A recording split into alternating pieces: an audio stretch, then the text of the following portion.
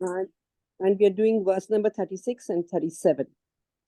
Before we start to discuss these two verses, I would like a little information from you which will help me. Has anyone anytime done something and then regretted it and then said, oh, I don't know why I did it. It's not my nature. Bas ho gaya. Please share.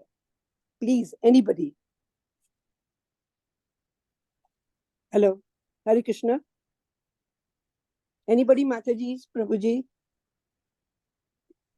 Koi bhi aisa incident, some incident where, it's not with your nature and you just do it. And you're just compelled to do it. It's wrong, or it's not your nature, but you've done it. Anybody? Yes, Mataji. Yes. A lot of times, suddenly, sometimes becoming angry on kid, for example, don't want to become angry, but maybe suddenly become and then later regretted why then, for example. Yeah. And and for no reason, like you're just compelled. Like it is. I'll share something which is not very too good to. Like I have my mother's locker's key, right? And usually whenever she wants anything, she tells me. She calls me Bebu. So she'll say, "Mere ko ye laake de do. Get me this. I want to give this to anybody particular or something." So last time when I went to her, there was a chain and I just took it and I wore it. I don't know why I did it. Then I came back home and I was telling Prabhu, I said, in 40 years of handling this thing, I've never done this. Why have I done this? I went back home, I told my parents, and my mama just laughed and she said, it's okay. Like I told you, whatever you want, you can just pick it up. But then this is not me, because I've never, I don't do this. I just don't do it, but I did it. What compelled me, I don't know. And it's not very pleasing, but I did it. So this is exactly what the question, Arjuna is asking. And this is exactly what what the Lord is going to reply. So please, let's discuss. We all know that hurting others, harming others, injury, exhaustion, hatred, cheating, selfishness, all this is bad. We all know this. Arjuna is saying, all right, Sri Krishna, you want me to rise beyond attachment and aversion and lead the divine life. What is it that prevents us from doing so? Arjuna asks, why is a person impelled to commit sinful activities, even unwillingly, as if by force? O descendant of Vishnu, Krishna. The Supreme Lord says, it is lust alone which is born of contact with the mode of passion and later transformed into anger. Know this as the sinful of all devouring enemy in the world.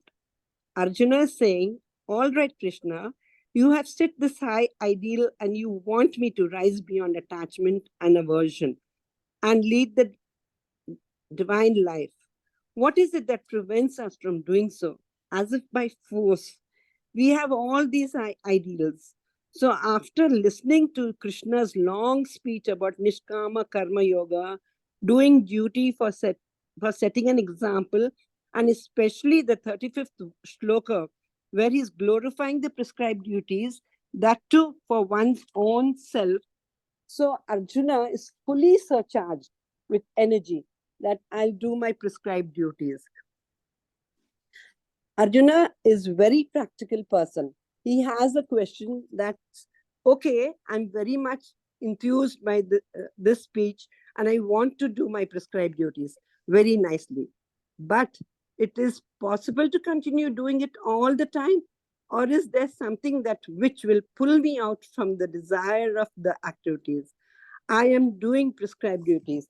This is a question Arjuna is posting after a long time. Arjuna is asking something. Verse number 36. Arjuna uvacha atah kena prayoktayam papa charita purushaha anicham api varneshi balad iva nirojitaha. Arjuna said, O descendant of Vishnu, by what is one compelled to sinful activities, even unwillingly, as if engaged by force? So Arjuna is addressing Krishna as Varnesha, or descendant of Vrishni dynasty. Okay, then Arjuna has a question. Ataha kena prayuktayam. That is, by what prayuktaha? One is impelled. Impelled to do what? Papam, charitri. By what is one impelled to do? Sinful activities. And it is that the person is doing it willingly, anicham, no ichha, not by his own desire. He's doing it unwillingly. He's doing it. So he's asking a question, balad iva niyogataha, as if engaged by force, by someone. He's asking the question, what is that force that is pulling the person out of the good activities he is doing? We enter a new chapter today from shloka number 36 to the end of this chapter. This section is basically that of the ultimate enemy we all of us have. That's the question Arjuna is asking. Who is that ultimate enemy? How to conquer that enemy? Is it as if by force the person out of the good he is doing and compelling him to do something sinful? And yeah, this means not doing one's prescribed duty or doing something contradictory to his prescribed duty. So let's see what Srila Prabhupada says. A living entity as part and parcel of the Supreme is originally spiritual, pure and free from all material contamination. In chapter number 15, verse number 7, it is said, Mamema vamcho jiva loka jiva bhuta sanatanaha mana shashrani indriyani prakritistani karsati. The living entity in this conditional world are my eternal fragmental parts. Due to conditional life, they are struggling very hard with the six senses, which include the mind. Krishna is Sachidananda. Krishna is all pure. So, part and parcel is also pure. But we see that all our consciousness is contaminated. How is it that a pure entity has become contaminated? It's not the constitutional nature of the soul to be contaminated. How to understand this? When in contact with material nature, it's contaminated. Sinful tendency is a habit of the conditional soul. You are forced to do it in the material world, under the gunas and under the realm of material objects.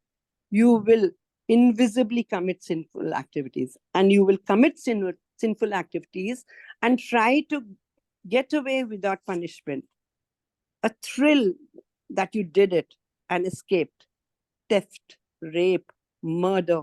Wow. Got away? No. Everything is witnessed by the demigods, sky, sun, clouds, hills. Super soul is a witness. Okay, let's see something from the Mahabharata. Being instructed by Krishna, Arjuna visited Hastinapur, a very opulent city. Akura is a very intelligent person.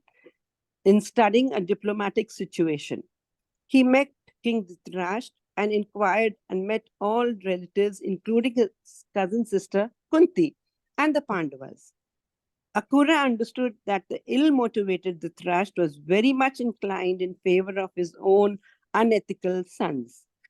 Dhritarashtra had already usurped the kingdom and was now instigating and planning to dispose the 5 Pandu brothers. All the sons of Dhritarashtra, headed by Duryodhana, were crooked politicians who did not in accordance with sound good instructions of Bhishma Dev and Viruddha, but lent a ear to the ill instructions of Shukuni and Karna. Dhritarashtra was falsely claiming the throne on heritage ground. Akura begged Dhritarashtra, now that you are a king, at least rule on moral and ethical principles. I hope you will at least treat your sons and Pandava's sons equal, or surely there will be a fight between the two camps of cousins. The Pandavas' cause was just. They will be victorious, and the sons of Dhritarashtra would be killed. Akura's prophecy told to Dhritarashtra. Dhritarashtra is so utterly and utterly absorbed in the love of his sons, blind to the factors of material and spiritual life. Dhritarashtra tells Akura, "You are very charitable, giving me good advice, instructions, but I cannot heed. I cannot accept them." That is the power of blind love, lust, greed. A person who is destined to die does not utilize the effect of nectar, although it may be administered to him. Just sound advice does not stay in my flickering mind, just like the glittering lightning in the sky does not stay in a fixed cloud. Dhritarashtra gave a hint to Akura that he had faith in Krishna, the supreme personality of Godhead, but he could not rid himself of his unlawful affection for his son, the contrary ways of material life. Swayed by some force to commit sinful activities. Any explanation? Anybody? Any explanation? Now, Krishna replies, a direct answer. Verse number 37. Shri Bhagavana Uvacha Kama Isha Krodha Isha Rajaguna Samudhavaha Mahasano Mahapapam Vidhi Ena Iha Virnitnam. The Supreme Personality of Godhead said, it is lust only, Arjuna, which is born of contact with material mode of passion and later transformed into wrath, and which is all devouring, sinful enemy of this world.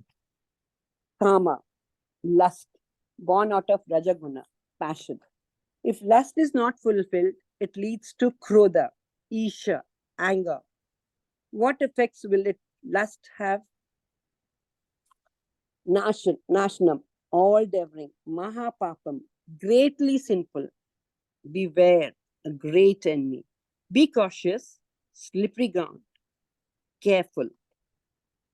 Lust is the only cause of sinful activities, born out of material mode of passion. Lust, when not fulfilled, gives rise to anger, wrath. It is devouring, Mahapapam, sinful, greatest enemy of the world. In the material world, there are three modes of material qualities: goodness, passion, and ignorance. But in the spiritual world, there is no traces of these modes. In the material world, even if a person is in the complete goodness, he may sometimes be polluted by tinges of mode of passion and ignorance. The Lord is eternal, his servitor is eternal, his abode is eternal. Vidvamsa api karsati. The learned also becomes a victim of sensuous urges. Lord Brahma was sexually inclined to his own daughter, Vak. It sometimes so happens, Brahma is a living example. If Brahma could be a victim of sexual urges, what of others who are prone to many mundane frailties? It is very difficult to give up lust and the desire for low activities until one is inclined in devotional service to the Lord. This immorality of Brahma occurred in some particular kalpa when sometimes probably a non-devotee, Jnani, highly placed in the mode of goodness, becomes Brahma. But it could not happen in the kalpa in which Brahma heard directly the four essential verses of the Srimad Bhagavatam. There was no possibility of such failure. Maitreya Muni cited this example of Brahma just to bring to our notice this great danger. The desire to accept something and reject something is an important factor of the mind. Narottam Das Thakur says, desires cannot be stopped, but can be transferred to please the Supreme Lord. The mind is a product of the mode of goodness, egoism in goodness, and intelligence is a product of egoism in passion. A man of lusty intentions may go undetected, but an angry person is easily noticed. Lust burns like fire, and like fire, all devouring. Lust is mahapapam. If fuel is added to fire, it just makes it more fierceful. Srila Prabhupada says, if therefore the mode of passion, instead of being degraded into the mode of ignorance, is elevated to the mode of goodness by the prescribed methods of living and acting, then one can be saved from degradation of wrath by spiritual attachment. Diti, daughter of Daksha, being afflicted with lust, sex desire, begged her husband Kashyapa Muni, son of Marichi, to have sex with her in the odd, forbidden, untimely evening to beget a child. Diti, seeing her husband in trance, began to speak aloud, not attempting to attract him by bodily expressions. She was not able to control her sexual desires. It was like a mad elephant. Kashyapa Muni told his wife Dipti to wait for a while, warns her that failure to consider the particular time which results in punishment from ghosts and evil spirits who move during this time with Master Lord Rudra. The forbidden time of the act, sex, would be noted by Lord Shiva, and Diti would meet with proper punishment by giving birth to a child of ghostly character or godless impersonality. Kashyapa Muni foresaw this and warned his wife Dipti. Contemptuous sons are born of condemned wombs of their mother, a deliberate negligence on the regulative principles of religious life. Kashyapa Muni told Diti that great souls would be angered, tortured by the activities of her sons, demon sons. Diti lamented penitence and proper deliberation, and because of her unflinching faith in the Supreme Personality of Godhead, her adoration of Lord Shiva, her sister Sati is married to Lord Shiva, and her husband Kashyapa, she was given protection by the Lord himself. Her two sons would be killed by the wheel and the arm of the Lord. That is sufficient for liberation. Such good fortune is not achieved even by great sages. Diti's two demonic sons, Hiranaksha and Hiranyakashipu. It is predicted that the grandson of Diti, Prahlad Maharaj, would be an exemplary devotee of the Lord. Kashyapa was inclined to have sexual enjoyment. He was not a strong man. He tried to deceive Diti only by pacifying words. The Supreme Personality can be experienced only by his causeless mercy. As long as one acts on his own account, he is subject to all the material perceptions. Attachment for material is the greatest entanglement of the spirit soul. Attachment for material things is called material consciousness. Consciousness, therefore, is the platform of attachment. Giving up attachment, being desireless, is not possible for a living entity. A living entity by constitution has the propensity to be attached to something. Family, friends, nation, dogs, cat, attachments cannot be stopped. It must be utilized for the best purpose. When applied to the Supreme Personality of Godhead, opens the door of liberation. Constant transmigration of the soul from one body to another is the cause of suffering in the material existence. Repetition of birth and death is compared to a forest fire, which takes place automatically without anybody's endeavor by the friction of dried wood, and no fire department or a sympathetic person can extinguish it. The raging forest fire can be extinguished only when there is a constant downpour of water from a cloud. The cloud is compared to the mercy of the spiritual master.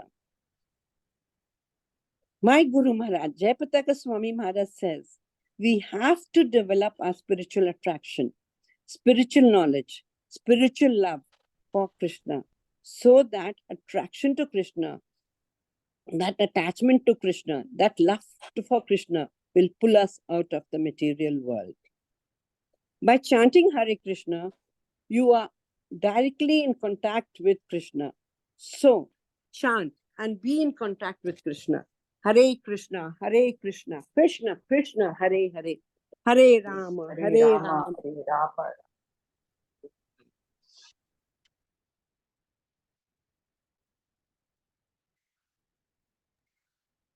Hare Krishna, Mataji. Thank you, Mataji.